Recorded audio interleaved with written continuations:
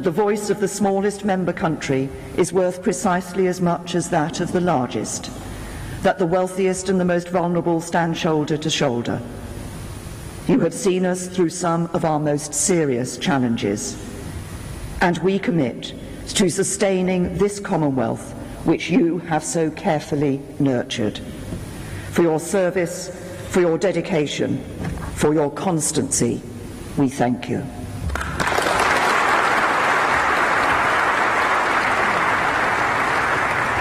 The British Prime Minister Theresa May there saying about Queen Elizabeth, you have opened your homes to us here in London and in Windsor. You have been the Commonwealth's most steadfast and fervent champion, and a very loud and resounding round of applause for the Queen, James Landau, because she's absolutely crucial to this organisation, isn't she?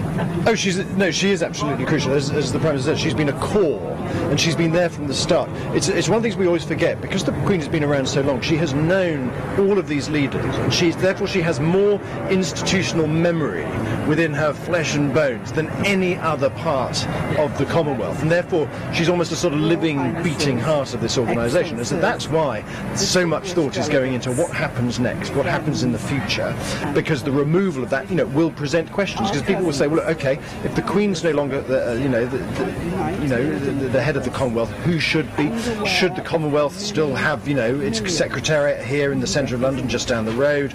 Should it be slightly less Anglo-centric? Should other countries come to the fore in terms of leadership roles within the Commonwealth? Should, for example, countries like India, Malaysia, other big countries, should they play a bigger role? Because at the moment, that's not going to happen while the Queen remains Queen. It is interesting, India's place in the Commonwealth, because they seem to be embracing the Commonwealth more in recent weeks than we've seen for a long time, James. India's always had a sort of push me, pull you, half in, half out attitude. India was one of the founding members of the Commonwealth. There were 8 members originally, but only 7 of them had the Queen as their head of state. One of them, India, did not, because India had just had its independence, it was a republic, and it said, no, we want to be separate. But it was still said we ought to join the Commonwealth. But it's always had a kind of, is this some kind of hangover from the British Empire? Because this is not the British Commonwealth. This is the Commonwealth of Nations. In other words, it belongs to the 53. But in recent months, India has got more interested. So Prime Minister Narendra Modi is here. That's the first Indian Prime Minister to come to these biennial meetings of the Commonwealth heads of government since 2009. And the reason being is that India is now getting more interested. And is there one word? Is China the word? China's one of the words. This is a club China cannot join, and India can use the Commonwealth potentially as a way of projecting soft power and influence within the region and within the world. Okay, just to tell our viewers that who we are seeing now at the moment, of course, is the Commonwealth Secretary-General, Patricia Scotland, who is delivering her remarks, and we are waiting to hear from the Queen as well. Is this the first time, James, actually, that the Queen has hosted this event at Buckingham?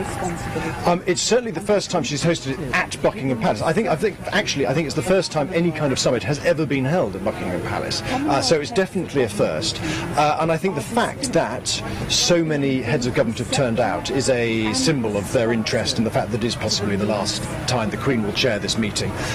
Because, as far as I understand, the latest figure is that 46 out of the 53 heads of government. Quite often they send foreign ministers or very distinguished other members of the government. They don't always come as their head of government. But, as I say, 46 have come, and they've come in part because it's London, in part because it is the Queen. So explain to us how an organisation like the Commonwealth stacks up against, say, the European Union. Okay, totally different organisation. It's almost like comparing apples and pears. The European Union is a trade body that's bound by law, and, you pay money into all this.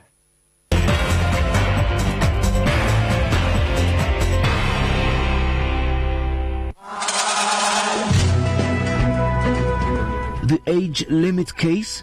Petitioners make final submissions on the violation of parliamentary rules of procedure in the amendment of the Constitution in December 2017.